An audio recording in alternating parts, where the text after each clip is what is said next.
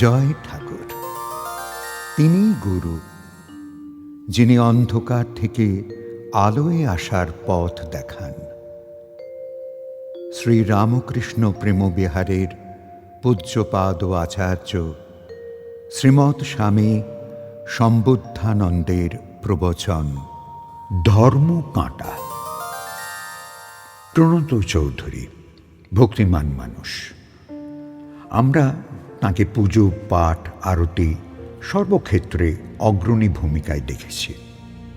মহারাজ প্রণত বাবুকে দেখলেই বলতেন, ভক্তিমান হয়েছ ভালো, সাথে সজাগও হয়েও, নইলেই নানান ভয়, ঠকাবে লোকে, নয়তো মূল্যায়ন দোষে হয় অতি, নয় অবমূল্যায়নে কষ্ট পাবে। প্রণতবাবু আজ অনেকক্ষণ এসেছেন। ঠাকুরের মন্দিরের বারান্দায় বসে তন্ময় হয়ে বিগ্রহে মনোনিবেশ করেছেন। কোনো দিকেই যেন হুঁশ নেই তার। মহারাজ ঘরে এসে বসেছেন। যে যার এদিক ওদিক থেকে ঘরে এসে জড়ো হচ্ছেন। অনেক পরে প্রণতবাবু এলেন। মহারাজ বললেন, কোথায় ছিলে প্রণত? ভাবে তন্ময় হয়ে গিয়েছিলে নিশ্চয়ই। প্রণতবাবু বললেন, কি বলবো গুরুদেব, আমি যে ভগবান শ্রী রামকৃষ্ণকে কিরকম ভালোবাসি তা বলতে পারি না। কথাটা বোধ হয় আরো বিশ্লেষণ করার ইচ্ছা ছিল প্রণতবাবুর, কিন্তু মহারাজ একটু বাধা দিয়ে বললেন, না না, ও কি কথা প্রণত, তুমি কি তাকে মানুষের মতো ভাবলে নাকি? আহা, আমাদের সব চিন্তা ভাবনার আলম্বটাই তো মনুষ্য ভাব কেন্দ্রিক। ভগবান মানুষের মতো মুখ দিয়ে খান, ক্ষুধা তৃষ্ণার কবলে পড়েন, শৈত্যবোধ উষ্ণবোধ আছে, আরও কত কি। ওই সাথে সাথে এও ভেবে ফেলি যে উনিও মানুষের মতো তুল্যমূল্য বোধযুক্ত। আমরা যেমন সবার কাছে শ্রেষ্ঠ জিনিসটা পেতে ভালোবাসি, সবচেয়ে বেশি ভালোবাসাটাও আশা করি, তেমনি ভাবি ভগবানও আমাদের সমস্ত ভালোবাসাটা উজাড় করে নিংড়ে নিতে চান। তাই কি তিনি চাইতে পারেন? আমরা যা কিছু দেখছি, যা কিছু ভোগ করছি, সবই তাঁর। কেন তিনি ছিন্ন করে আনন্দ পাবেন? তিনি পূর্ণতার প্রতীক, খণ্ডবোধ তো অজ্ঞান। ভগবান তোমাদের কোথাও বলেননি, সব ভালোবাসাটা আমায় দাও। শুধু শুধু ওসব বলতে যাওয়া কেন বাবা? তোমাদের চাহিদার সাথে ওকে এক আসনে বসেও না। ভগবান শ্রী রামকৃষ্ণ তো বলেছেন, সারাদিন সময় না পেলেও দিনও শেষে খুব করে একটা প্রণাম করলেই তিনি খুশি। নিজের মাকেই ভাবো না, তিনি কি চান যে তুমি সারাদিন সব কাজকর্ম, বউ সংসার, দৈনন্দিন জীবন ভুলে তাঁর পিছনে মা মা করে ঘোরো? নাকি সব কাজ শেষে মা বলে একবার ডেকে কুশল শুধাও? কোনটা? গর্ভধারিণী মাই যদি এত সামান্যই খুশি থাকেন, তাহলে জন্ম জন্মান্তরের যিনি আপনজন, যিনি একাধারে মা বাবা সব, তিনি কি ভীষণ করুণাপ্রবণ একবার ভাবতে পারো কি? অমন আর কোনোদিনও বলো না। ভালোবাসে বলাটাই যথেষ্ট, তার আর বেশি করার দরকার নেই। প্রণতবাবু বুঝতে পেরেছেন খানিকটা যে ভগবানের কাছে ভালোবাসার বড়াই করা মানুষের মানায় না। তাই তিনি বললেন, তিনিই তো আমাদের সব দিয়েছেন, অকাতর অকারণ ভালোবাসেন। আমরা আহাম্মকের কারণেই নিজেদের অযথা বড় এবং ত্যাগী ভাবি। ছি ছি ছি, বড় লজ্জা লাগছে মহারাজ। মহারাজ বললেন, ওইটাও তো ভুল হচ্ছে বাবা। তার কাছে আবার লজ্জা ভয় এসব কি?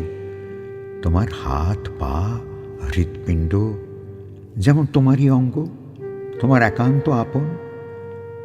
ভগবান তারই পরিচালন শক্তি, ফলে আরো কত আন্তরিক, একান্ত আপন ভাবতে পারছ কি? দেখো, ওই যে একটু আগে বললে তুমি ভগবান শ্রীরামকৃষ্ণকে অসম্ভব ভালোবাসো, ওইটিতেই আমার আপত্তি। আসলে আমরা সবাই নিজের দেহটাকেই সর্বাপেক্ষা বেশি নজর রাখি, ভালোবাসি, আবার মান্যতাও দিই। এক ভক্ত ঈশ্বরের সামনে দুহাত আকাশে তুলে হাউ হাউ করে কাঁদছেন আর চিৎকার করে বলছেন, তুমি আর কি পরীক্ষা করতে চাও? যত পারো কষ্ট দাও, তোমার বিহনের কষ্ট তার থেকেও ভয়ঙ্কর। তুমি দয়া করে ঘাত আঘাত দাও, তবু এসো। পুরোহিত অনেকক্ষণ থেকেই ভদ্রলোকের প্রলাপ শুনছিলেন। এদিকে ওকে ইঙ্গিত করলেও উনি বুঝতে চাইছেন না, শুধু কেঁদে কেঁদে প্রতিমার সামনে প্রার্থনা জানাচ্ছেন।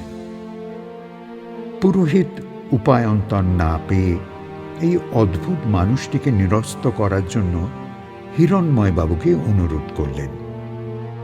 হিরণময়বাবু শান্তশিষ্ট ভালো মানুষ। উনি শতপ্রণোদিত হয়েই বললেন, দেখছি কি করা যায়। এরপর হিরণময়বাবু জোরে জোরে বলতে লাগলেন, ও দাদা, একবার শুনুন না, এমন বিপদের মধ্যে আর ঝুঁকি বাড়াবেন না। ভদ্রলোক যিনি কাঁদছিলেন থেমে একবার তাকালেন। সঙ্গে সঙ্গে হিরণময়বাবু বললেন, আপনার লিভারে টিউমার আছে মনে হচ্ছে, অত চেঁচিয়ে কাঁদবেন না, লিভারটা বার্স্ট করে যেতে পারে। এই ধারে একটু এসে বিশ্রাম নিন তো। আহা, আপনাকে দেখে কষ্ট হচ্ছে, খুব কষ্ট হচ্ছে। ভদ্রলোক এই ধারে বেরিয়ে এসে হিরণময়বাবুকে জিজ্ঞাসা করলেন, কি হয়েছে আমার? হিরণময়বাবু বললেন, বড্ড কষ্ট পাচ্ছে আপনার একাগ্রতাটা খণ্ডন করে।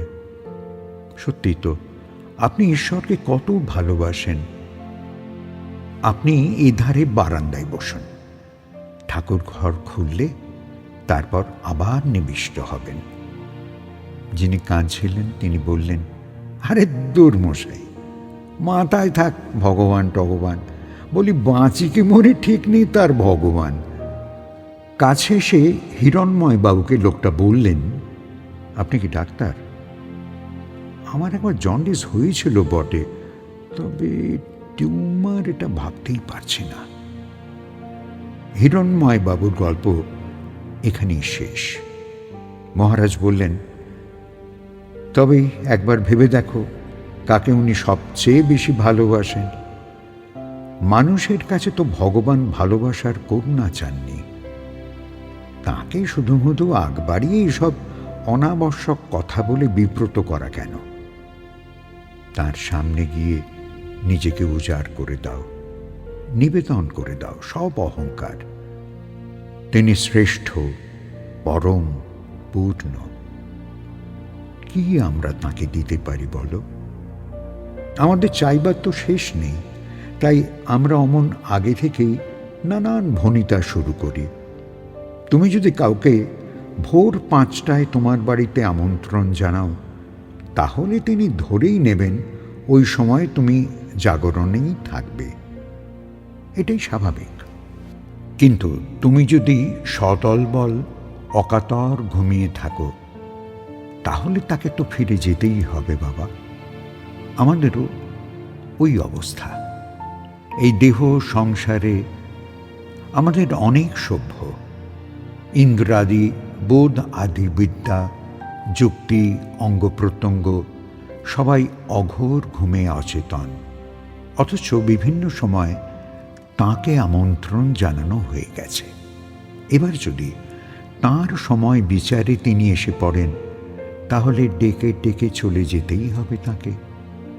তালুকদারবাবু বললেন, ওই তো রোজ বাড়িতে শেখাই, ডাকছ যে প্রস্তুত আছো তো? সবসময় ঠাকুর ঘরে ব্যস্ত থাকলেই কি খুশি হবেন ভগবান? প্রত্যক্ষ করতে হবে তো। ঘুমটা ভাঙুক, তারপর যত পারো ডাক দাও। শুধু শুধু ঘুমিয়ে তাকে ফিরিও না। মহারাজ বললেন, ও তালুকদার, বলি কি, যে যা করছে করুক, তুমি একান্ত হয়ে তার জন্য একটু জাগো না, সজাগ হয়ে অপেক্ষা করো না। ওদের নিয়ে এখন গোল পাকিও না, ওরা ঘুমাক, তুমি জাগো। ভগবানের ঘরটি, তার ছবিটি, তার পুঁথি পুস্তক যাই বলো, ওগুলো ধর্ম কাঁটা। কি গো, তোমরা ধর্ম কাঁটা কি তা জানো তো?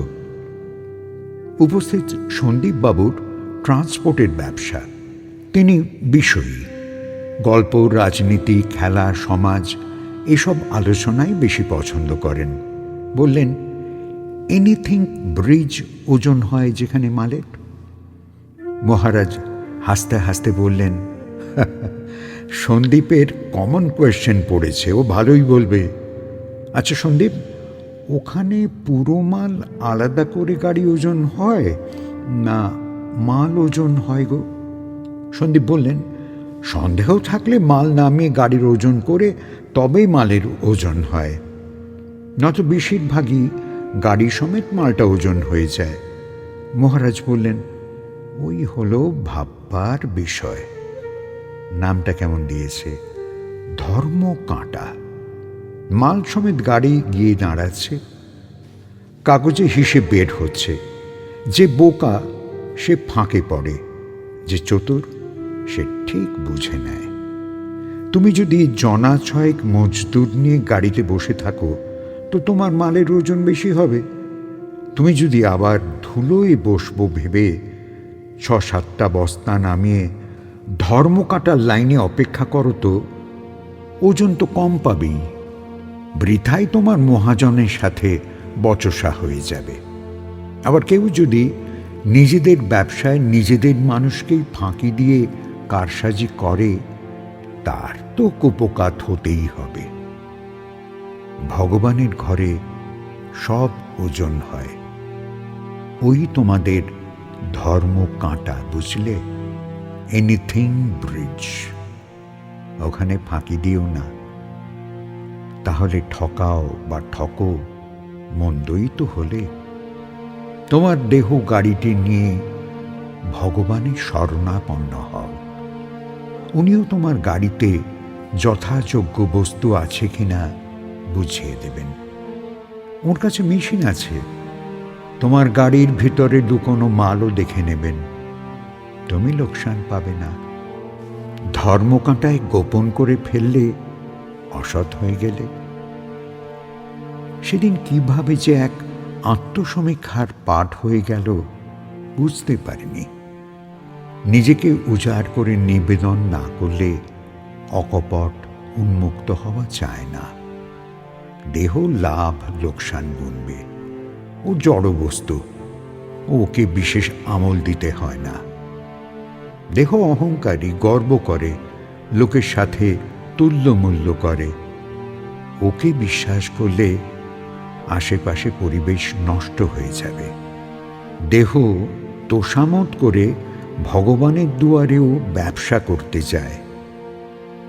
সব পরিষ্কার দেখতে পাচ্ছিলাম, চোখের দৃষ্টিটাই যেন অনেক স্পষ্ট হলো।